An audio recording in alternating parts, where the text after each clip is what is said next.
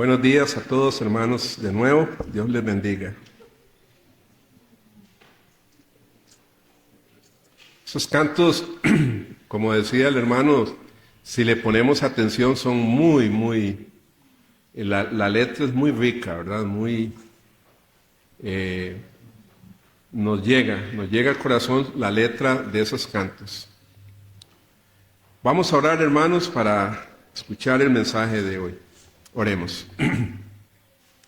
Señor Dios Todopoderoso, te damos muchas gracias por estar aquí, rindiéndote este culto, Señor.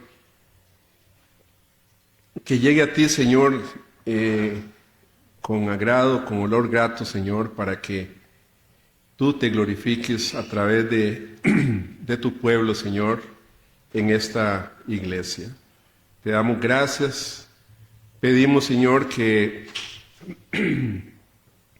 abras nuestros oídos, nuestro corazón, todo nuestro ser para escuchar tu palabra y aplicarla a nuestras vidas.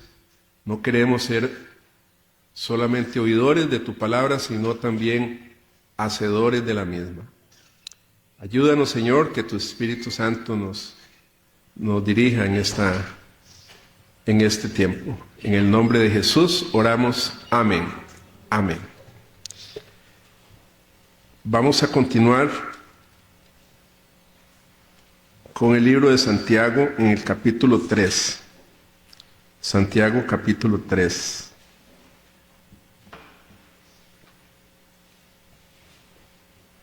Y estamos viendo un tema de la sabiduría de lo alto, dice en mi Biblia el subtítulo, sabiduría de lo alto. Voy a leer del 13 en adelante, que es lo que hemos venido viendo para que no se nos olvide. Dice así la palabra de Dios: ¿quién es sabio y entendido entre vosotros? Es una pregunta importante. Muestre por la buena conducta sus obras en sabia mansedumbre. Pero si tenéis celos amargos y contención en vuestro corazón, no os jactéis ni mintáis contra la verdad. Porque esta sabiduría no es la que desciende de lo alto, sino terrenal, animal, diabólica. Porque donde hay celos y contiendas, allí hay perturbación y toda obra perversa. Pero la sabiduría que es de lo alto es primeramente pura, después pacífica, amable, benigna, llena de misericordia y de buenos frutos, sin incertidumbre ni hipocresía.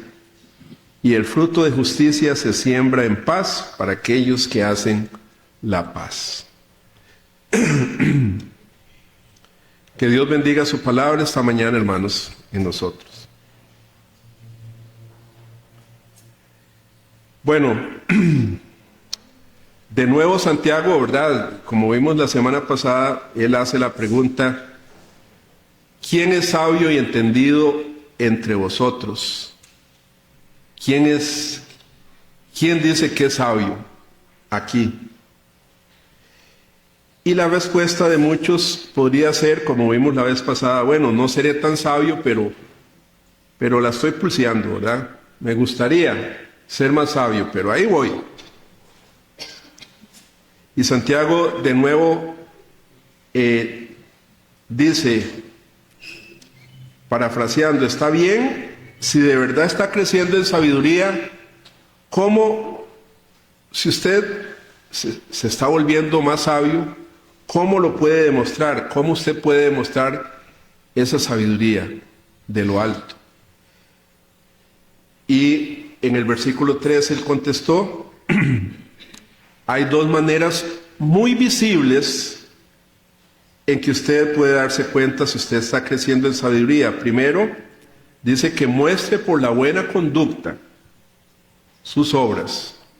Muestre por la buena conducta sus obras. En sabia mansedumbre es el segundo punto. Y en sabia mansedumbre.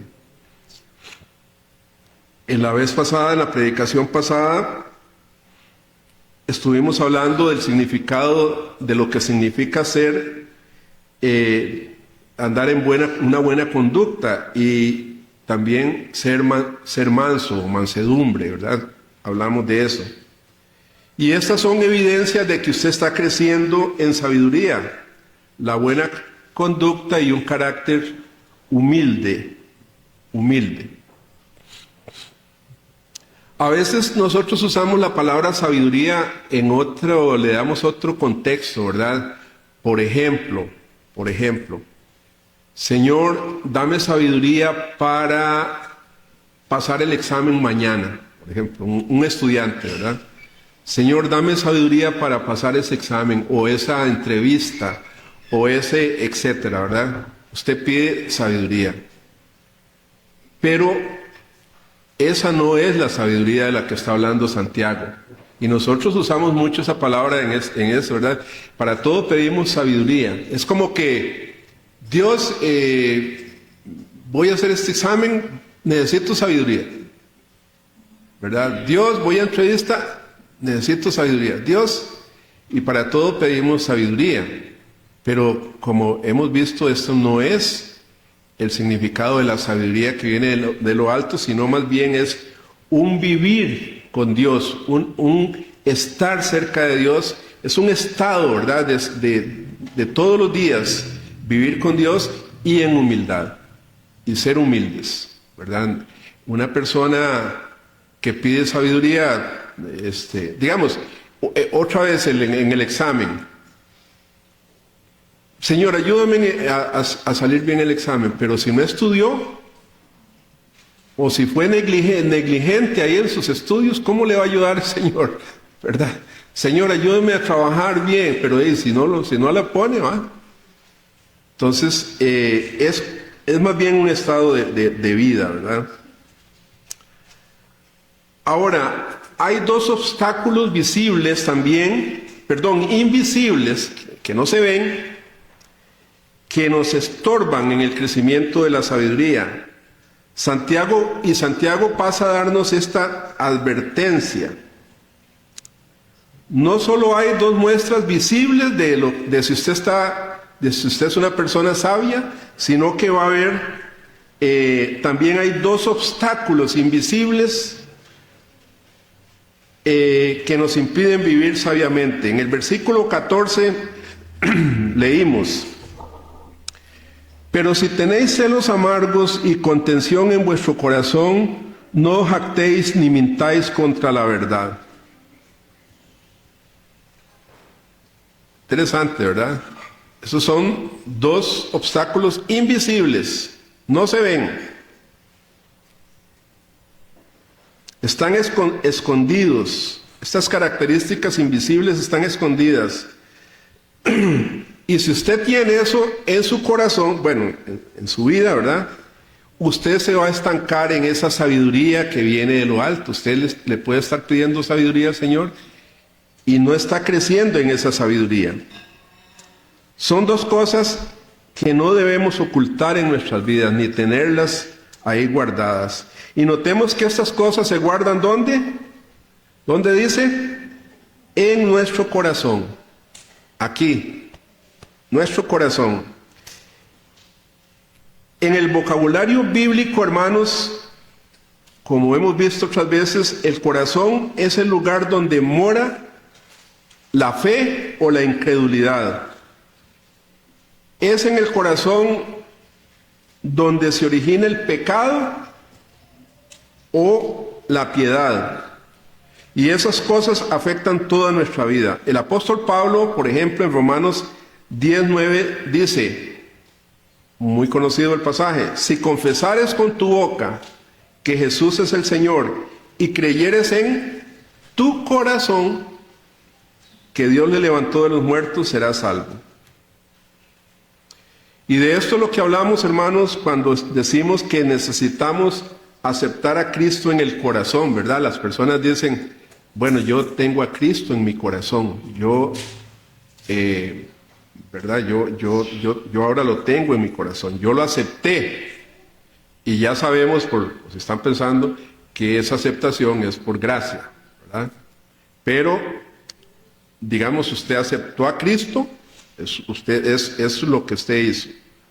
Y no estamos hablando del músculo que bombea la sangre, ese músculo va al corazón, no es eso lo que está hablando, no es eso lo que se refiere a la Biblia cuando habla del corazón. En la Biblia el corazón es el lugar que representa lo que somos, la esencia.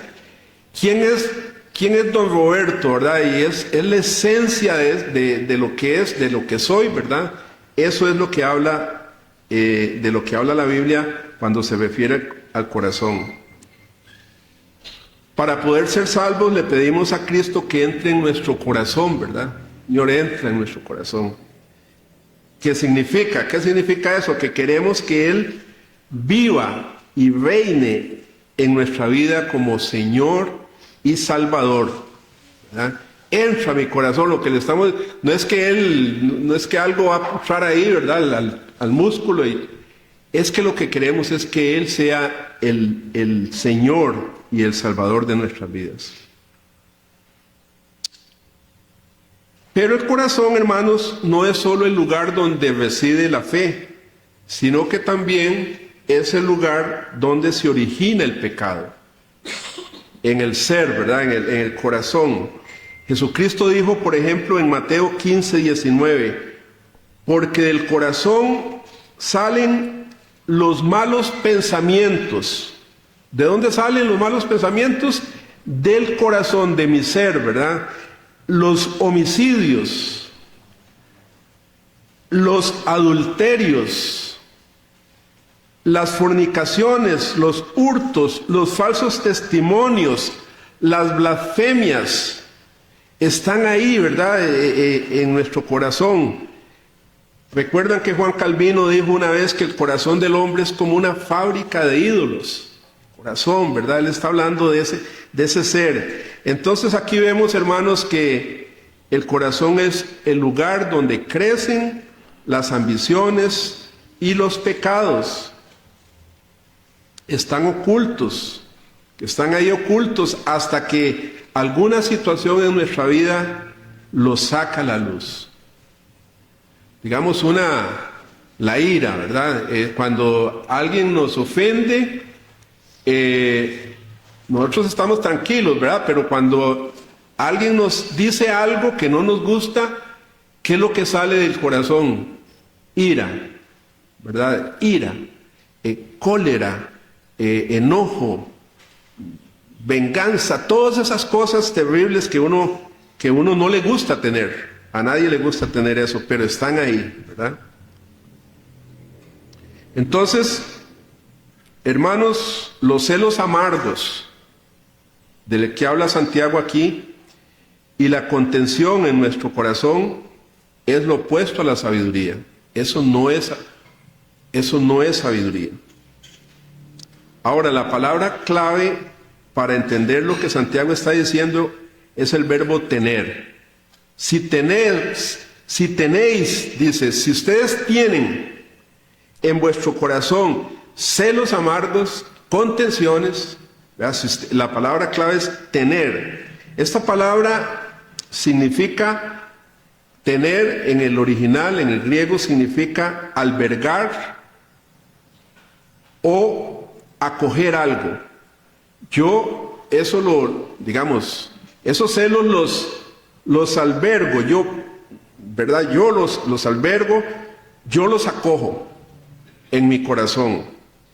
Y esto quiere decir que la persona no solo no lucha contra la ira, digamos, o el egoísmo, sino que lo acoge. Más bien le da la bienvenida. Sí, yo estoy enojadísimo porque me hicieron tal cosa y yo me las va a pagar y toda la cosa, lo que normalmente las personas sacan del corazón. Más bien lo hace, lo acoge, lo alberga en su corazón.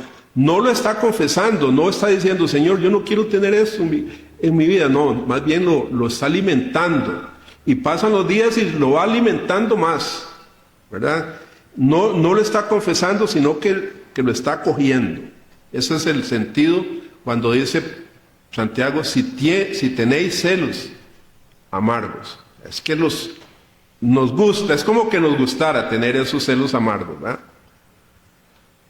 Dice un comentarista que la frase que usa Santiago aquí se traduce como celos, que se traduce como celos amargos, es una persona cuyas manos están llenas, dice, pero que siente que lo va a perder todo. Lo tengo todo, pero en cualquier momento lo puedo perder, ¿verdad? Esos son celos amargos.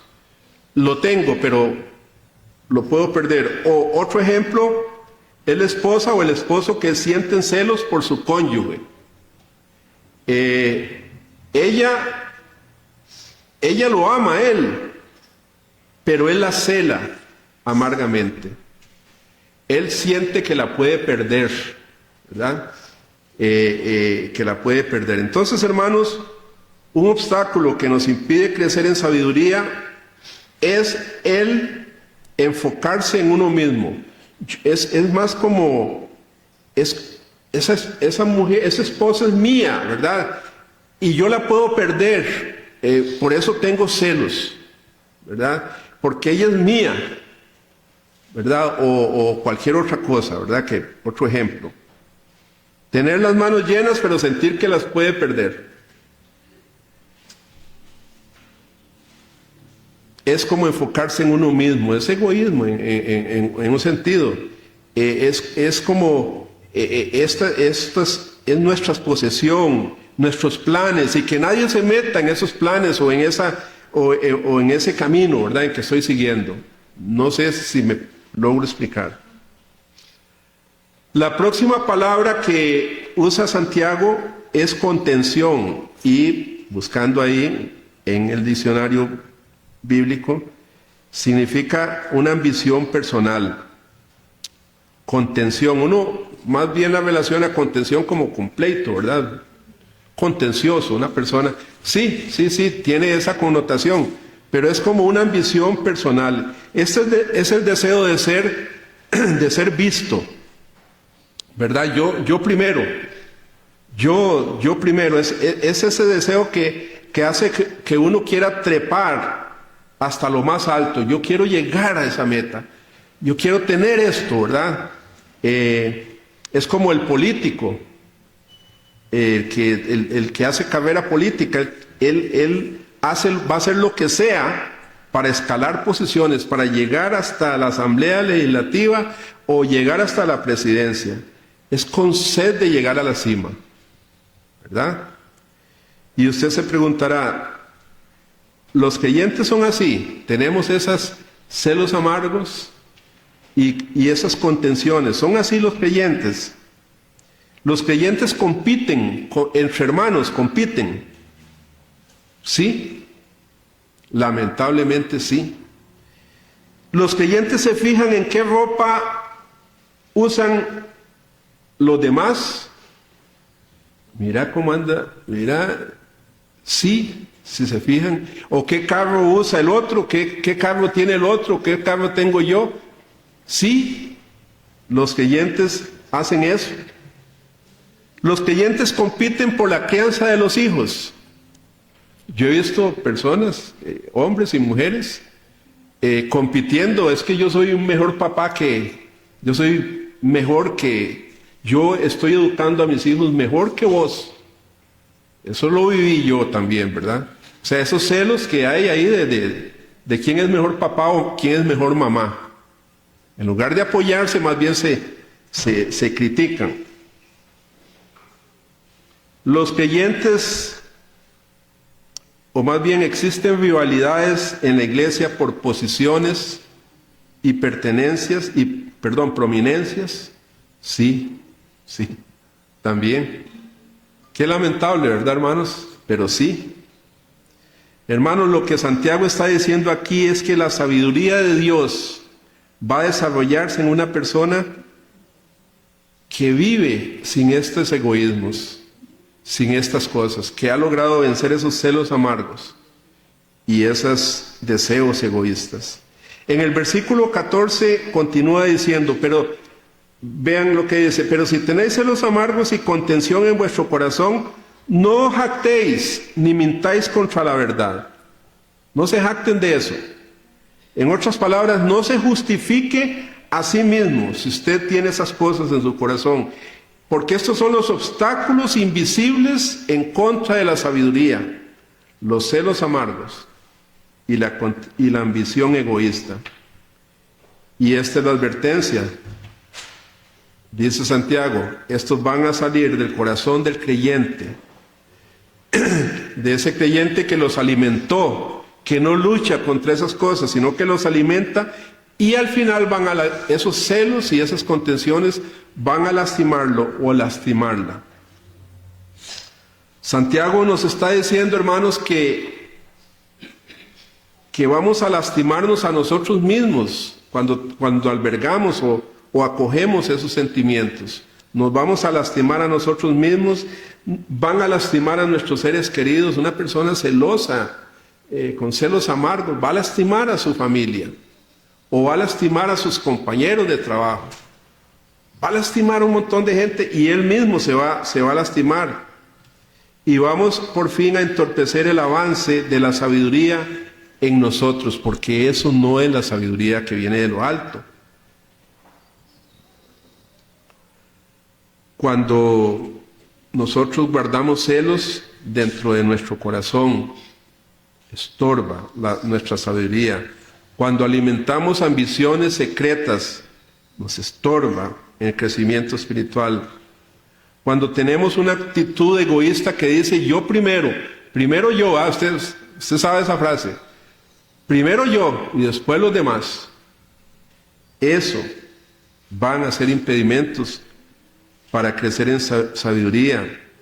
Cuando nos comparamos con otros creyentes y pretendemos ser los mejores, más espirituales, yo predico mejor, yo enseño mejor, yo, ¿verdad? Y esa cosa, eso va a estorbar la sabiduría que viene de lo alto. Entonces, hermanos, como para resumir lo que hemos visto en estos versículos, es como si Santiago estuviera diciendo en los versículos 13 y 14, quiero que crezcan en sabiduría y entendimiento, quiero que apliquen la palabra de Dios a sus vidas. Ese tipo de sabiduría va a quedar en evidencia por medio de un buen carácter, de una buena actitud, un carácter amable y humilde para con los demás. Eso es lo que es, en resumen, lo que está diciendo. Pero tengan cuidado, dice el apóstol, lo opuesto a este carácter noble, a este carácter sabio, es la amargura, los celos y la ambición egoísta. Esas ambiciones egoístas que están ahí, hermanos. No les demos cabida, no podemos darle cabida a esas cosas. Nuestro segundo punto es la diferencia entre la sabiduría de Dios o la sabiduría que viene de lo alto y la sabiduría humana, la sabiduría terrenal. Notemos lo que dice el versículo 15. Porque esta sabiduría no es la que desciende de lo alto, no es la sabiduría de Dios, sino dice que es terrenal, animal y diabólica. Qué palabras más fuertes, ¿verdad? Para describir lo que es la sabiduría terrenal, o sea, la sabiduría del mundo, la sabiduría del mundo. Terrenal, animal y diabólica. 3 características que describe el apóstol de lo que es la sabiduría del mundo, la sabiduría humana, terrenal, animal, diabólica. Sabiduría terrenal significa, hermanos, que se limita, o sea, es la persona que solamente se limita a enfocarse en esta tierra, en lo terrenal, ¿verdad? Y deja de lado a Dios. No lo toma en cuenta. Ok, yo quiero ascender hasta lo alto, ¿verdad? Pero no necesito de Dios, no necesito de Él. El mundo normalmente ve todo horizontal, la sabiduría del mundo se ve así horizontal, nunca mira hacia arriba, hacia lo alto, por así decirlo, nunca mira hacia lo alto. Están enfocados, la sabiduría humana está enfocada en este mundo. Hermanos, nunca confunda la sabiduría de las mayorías con la sabiduría de Dios. ¿Qué dice hoy en día la sabiduría de las mayorías? Bueno, por ejemplo, hay que aceptar a las personas LGTB, digamos. Y bueno, pero ¿qué es aceptar? Yo acepto a una persona, yo puedo hablar con una persona homosexual, sea hombre o mujer, pero aceptar su conducta no la puedo aceptar. Pero la sabiduría del mundo dice, usted debe aceptarlo. Eso es tolerancia, usted tiene que ser tolerante, ¿verdad? La sabiduría del mundo podrá parecer buena, correcta, y sonar bien. Sea tolerante, sí, tenemos que ser tolerantes entre nosotros. Sopórtense, dice el Señor, ¿verdad? Pero hay más profundidad en eso.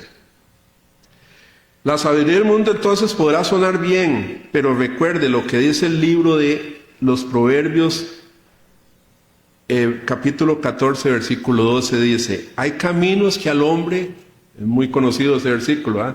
Hay caminos que al hombre le parecen derechos, pero su fin es camino de muerte.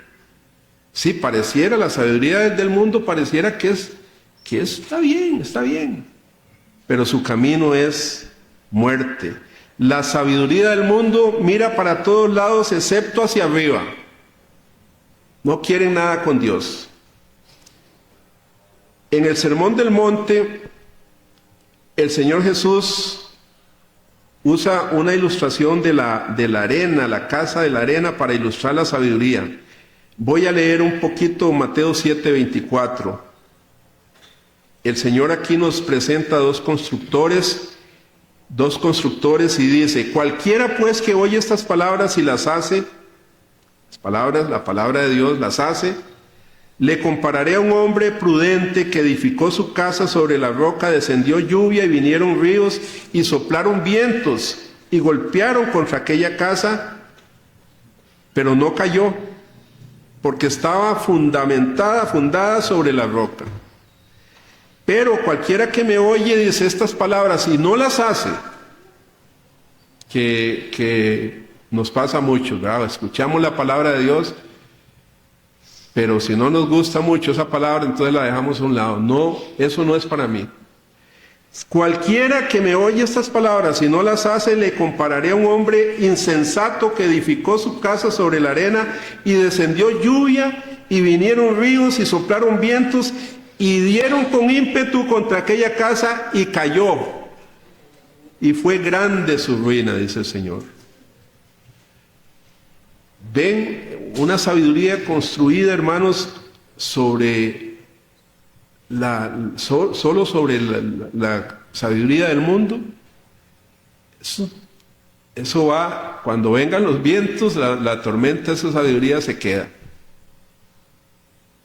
Estos dos hombres construyeron sus casas, parecían iguales las casas, pero la diferencia estaba en el cimiento, en qué estaban edificadas esas casas.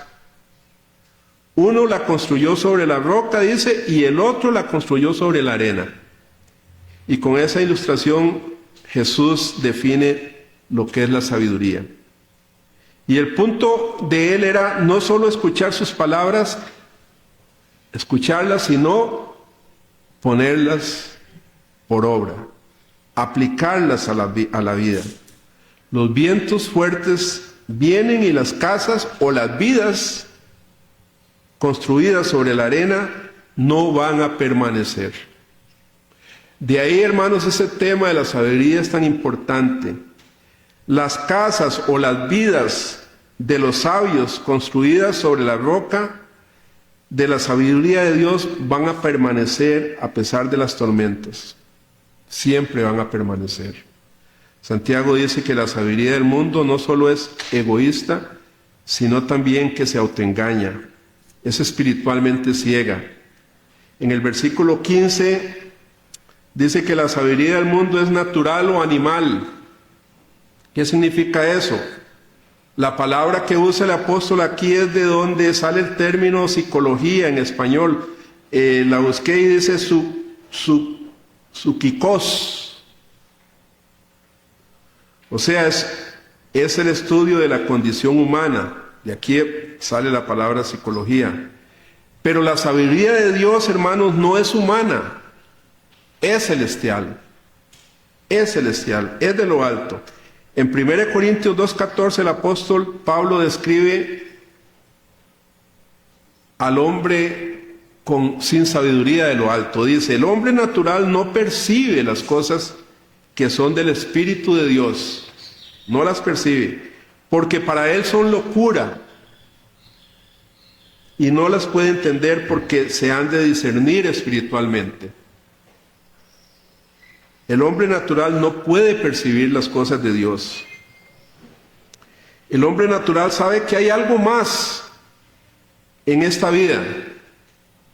Y hasta hablará de cosas espirituales, pero esa persona permanece ciego a la realidad de Jesucristo, a la verdad espiritual de Jesucristo.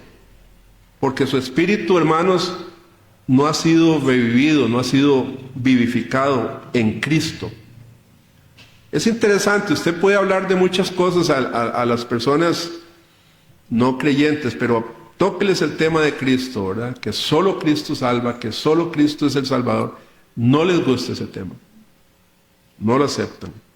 El incrédulo que usted se encuentra, por ejemplo, en las calles o en su trabajo, van a hablar con gusto de sus sentimientos o sus experiencias espirituales, pero cuando usted le habla del Evangelio de Cristo, hasta ahí, hasta ahí.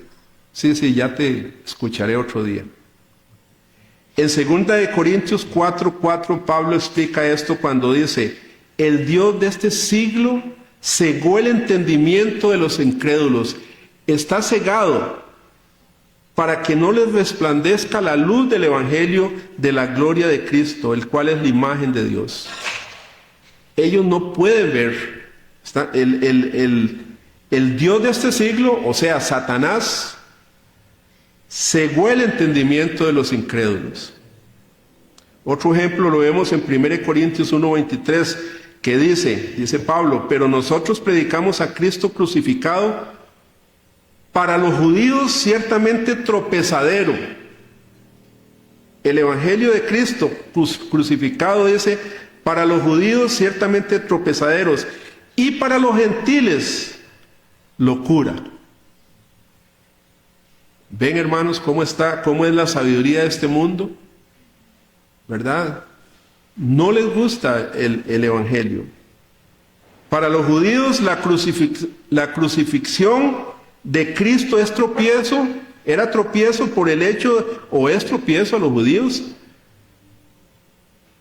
porque se suponía, o no se suponía más bien, que su Mesías iba a morir. Ellos no creían en un Cristo crucificado. Y por el otro lado, los gentiles ven este asunto de la religión de Cristo, ¿verdad? Como locura, porque para ellos era ridícula. Es un mito, son mitos, dicen. O sea, porque para ellos los dioses no mueren. ¿Cómo va a morir un dios? Un dios, más bien las personas mueren en manos de los dioses, no al revés. Un dios no puede morir en manos de los hombres. Entonces para ellos eso es locura. Un Dios abusado, un Dios rechazado y que además sufrió, para ellos no tiene mucho sentido esto. en la lógica de la sabiduría del mundo. No tiene sentido. Es una locura.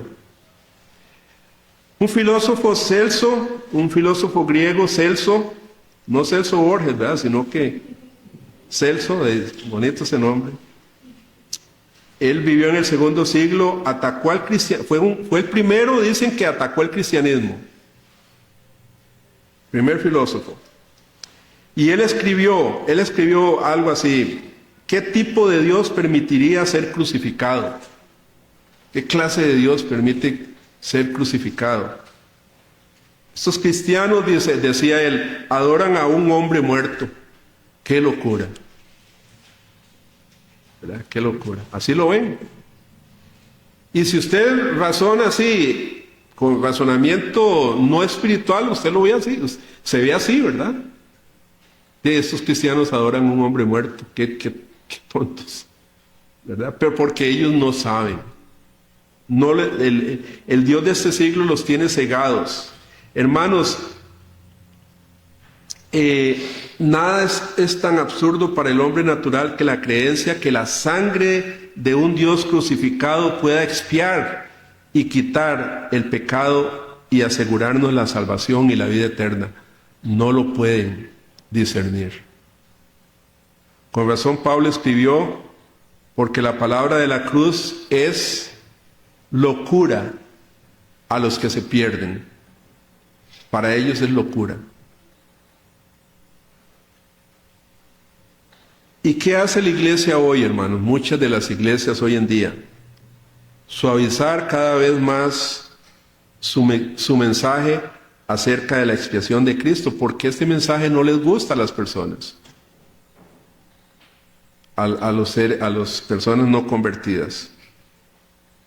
Entonces suavizan el mensaje de la expiación, suavizan el mensaje que nuestro Señor fue crucificado por nuestros pecados para satisfacer la ira de Dios y dar salvación a los que creen. Ese mensaje no les gusta. Y esas iglesias, muchas iglesias hoy en día, hermanos, están construidas en la arena. Están construidas sobre arena. La sabiduría sobre la cual están construyendo este tipo de iglesias no va a resistir cuando vengan los fuertes vientos. No van a resistir es la tempestad, la tormenta. Y la tormenta viene, el juicio de Dios viene. Hermanos, cuando el juicio de Dios haya quitado la sabiduría del mundo, de este planeta, aquellos que sus vidas hayan sido construidas sobre la sabiduría de Dios, o sea, sobre la roca, van a reinar sobre este mundo en el reino milenial de Cristo. Esos son los que van a reinar, construidos sobre la roca, sobre Cristo. Entonces, ¿cómo podemos identificar la sabiduría del mundo? ¿Es egoísta? ¿Yo primero? ¿Se autoengaña? No, eso no va a pasar. No va a pasar eso no existe. ¿Se autoengaña? Son de corta vista, están cegados a la verdad de Cristo.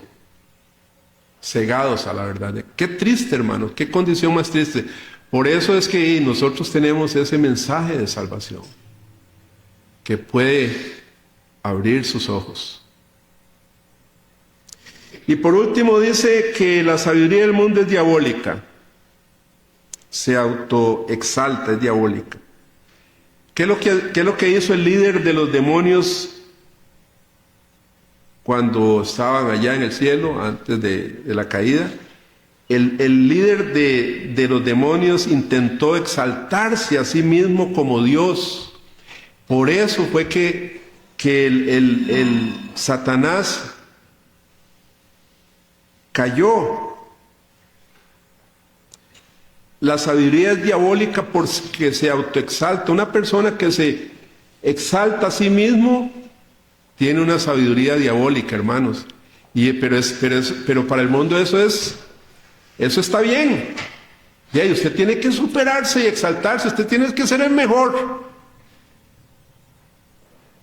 ¿verdad? Y no saben que esa es sabiduría diabólica. Lo opuesto a la sabiduría celestial siempre es la autoexaltación, hermanos. El creerse más que otros. El creernos más que otros. El término demoníaco o diabólico puede traducirse como inspirado por el demonio. Esa sabiduría que dice Santiago diabólica es inspirada por el demonio. La sabiduría del mundo es diabólica en vez de ser una sabiduría celestial o divina. ¿Y cómo sabemos, hermanos, si la sabiduría es inspirada por el diablo? La respuesta es fácil. Usted va a exaltarse usted mismo. Se va a creer mejor o más que los demás. Se va a autoexaltarse. Usted va a justificar siempre su pecado. Usted se cree bueno. Va a rechazar la cruz. Usted va a confiar en sí mismo y no en Dios. Confíe en usted mismo. ¿Cómo es? Bueno, ahí esas palabras. Y esa sabiduría por fin lo va a llevar lejos del arrepentimiento y de Cristo. Para usted eso no es importante. Esa sabiduría satánica o diabólica va a llevarlo a la autosuficiencia y a buscar promoverse a sí mismo, siendo egoísta y engañándose a usted mismo. Y lo va a llevar por fin a la ceguera espiritual. No importa lo inteligente o moderno o astuto que sea usted, lo va a llevar a la ceguera espiritual. Y eso es lo que usted ve en el mundo, hermanos. ¿Dónde aparece la palabra sabio por primera vez en la Biblia? Una pregunta bíblica. ¿Dónde aparece por primera vez la palabra sabio? Si usted está pensando en Génesis, está bien, ¿sí? Fue en el jardín del Edén donde Satanás engañó a Eva y le hizo creer que el fruto prohibido la haría verdaderamente sabia, la haría igual a Dios. En Génesis 3:5 leemos, sino que sabe Dios, le dice Satanás a Eva, que el día que comáis de él serán abiertos vuestros ojos y seréis como Dios, sabiendo el bien y el mal. Usted va a ser sabio. Hágalo. No le haga caso a Dios, no le haga caso a la palabra de Dios. ¿Y qué sucedió después en el mundo, hermanos? Después de la caída, de lo que estamos viendo, ¿verdad? Mentira, por todos lados mentira, Satanás el padre de la mentira, ¿verdad? Mentira, mentira, mentira y más mentira, ¿verdad? Vergüenza, temor, miedo, mucho miedo, la gente tiene mucho miedo. Trampas y asesinatos. Eso es el resultado de la sabiduría del mundo, ¿verdad? De la sabiduría sin Dios. Y regresando de nuevo a Santiago 3:16, leemos que cuando uno se exalta a sí mismo y sigue su propio camino, hermanos, o ambiciones, entonces tendrá como resultado perturbación, dice el versículo 16, porque donde hay celos y contención, allí hay perturbación y toda obra perversa. Perturbación nos habla de desorden o confusión, mucha confusión, mucho desorden. Y es lo que estamos viviendo en el mundo después de la caída. Y toda obra perversa se refiere a la corrupción, a la inmoralidad. Hermanos, confusión y corrupción son resultados de la sabiduría terrenal, sin Dios. Sin Dios. Y lo podemos ver en todas estas ideologías de género, hombres casándose con hombres, mujeres con mujeres y hasta con animales, ¿verdad? Se están casando ahora. Sabiduría.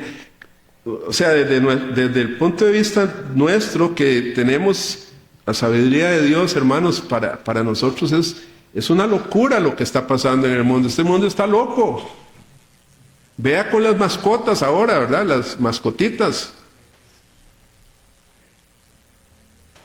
Antes yo veía el papá, la pareja, ¿verdad? Con su chiquito ahí. Ahora es un montón de perros lo que andan, ¿verdad? Y gatos. Un mundo loco.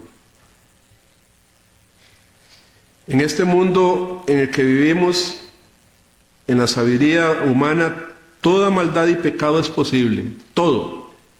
Usted está viendo esto y vamos a ver cosas peores. Porque toda maldad y pecado es posible y hasta aceptable cuando se abandona la sabiduría de Dios. Cuando se abandona la sabiduría de Dios. El mundo se vuelve loco, prácticamente loco. La ciencia aumenta, sí, las computadoras y toda la cosa, ¿verdad? Y inteligencia artificial, que yo no sé qué va a pasar con eso también. Pero todo eso aumenta.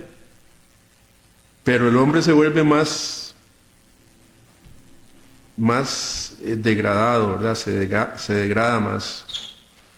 Nuestras sociedades, hermanos, están abandonando la sabiduría de Dios muy rápido, velozmente.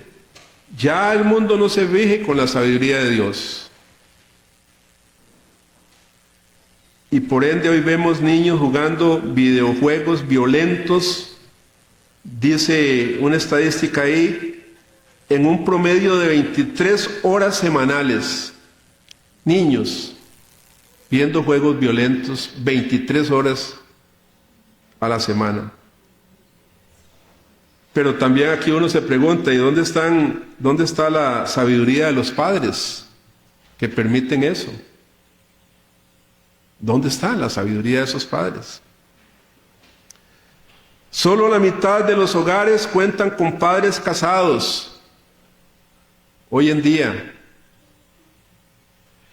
No sé, Jania es la que me decía, ¿verdad? Que en Secre, nuestra querida institución, casi todos, ¿verdad? Son, por lo menos los alumnos de Jania, casi todos son padres separados.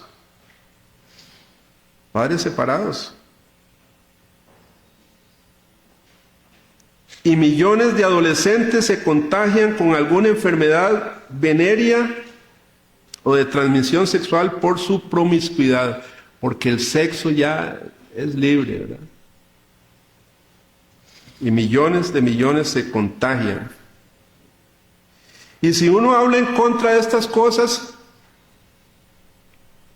lo tildan a usted de retrógrado, de cerrado de mente. Es que usted es muy cerrado de mente, de intolerante y otras cosas más.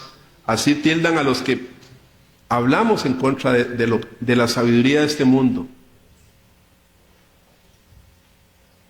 Pero hermanos, la gran tormenta se acerca, los vientos fuertes se acercan contra la casa que está construida sobre la arena. Los seguidores de Cristo también son denigrados hoy en día. La confusión y la corrupción crecen cada vez más y la sociedad continúa abandonando la sabiduría de Dios. No, eso ya pasó.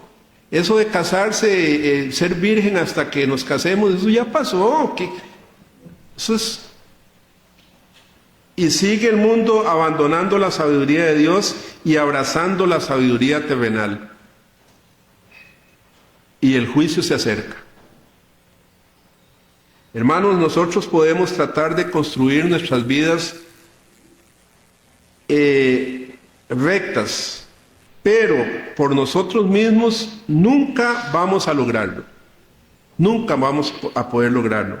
Es por eso por lo que Dios en su gracia nos dejó su palabra y su Espíritu Santo para que podamos vivir una vidas rectas. Ok, vidas construidas sobre la roca. Vidas rectas. Los fuertes vientos, como dije, van a llegar, y el único lugar donde podemos estar firmes, el único lugar donde debemos construir nuestra vida es sobre la palabra viva del verbo de vida, Jesucristo, nuestro Señor. Todo lo demás es arenas movedizas. Aparte de la sabiduría de Dios, todo lo demás es como una casa construida sobre arena, que está por ser derribada pronto por la tormenta. Hermanos, hoy la palabra de Dios nos desafía a ser diferentes a esta sociedad. No quiera parecerse a la sociedad moderna. Siempre ha sido, si ustedes leen el Antiguo Testamento, la gran tentación del pueblo de Dios es siempre parecerse al mundo, parecerse a la sociedad que los rodeaba. Y los profetas les decían, vean, no se casen con mujeres de aquí, apártense de ellos. Pero siempre hay una atracción. El mundo atrae al cristiano, lo atrae fuertemente. Hoy la palabra de Dios nos desafía a ser diferentes, a diferir de la sabiduría ciega, egoísta y engañadora de este mundo. Eso no es la sabiduría de Dios. Y este es el desafío, hermanos, para los jóvenes, las jovencitas, los jóvenes, ¿verdad? El Señor nos pide ser diferentes. Este es el consejo de Dios para ser sabios. Que el Señor bendiga su palabra en esta mañana sobre nosotros, hermanos. Amén. Oremos. Oh Señor, te damos muchas gracias porque no estamos solos, no estamos en la oscuridad. Tú nos has dejado tu palabra, que brilla en un mundo de oscuridad, Señor, en un mundo cada vez más ciego, confiando en una sabiduría diabólica, terrenal, animal, confiando sus vidas a esa sabiduría, Señor. Pero tú nos has dado a nosotros luz, Señor, la luz de Cristo, la luz del mundo. Ayúdanos, Señor, a no querer parecernos a la gente de este mundo, Señor. Más bien a transformarlos con tu palabra y tu espíritu y hablarles de esa sabiduría que viene de lo alto. Padre, que esta palabra nos desafíe, nos ponga a pensar, Señor, si nosotros también estamos siendo o coqueteando con las cosas de este mundo. Perdónanos, Padre, y ayúdanos. Tenemos tu Espíritu Santo para poder hacerlo. En el nombre de Jesús, amén y amén. Dios les bendiga, hermanos.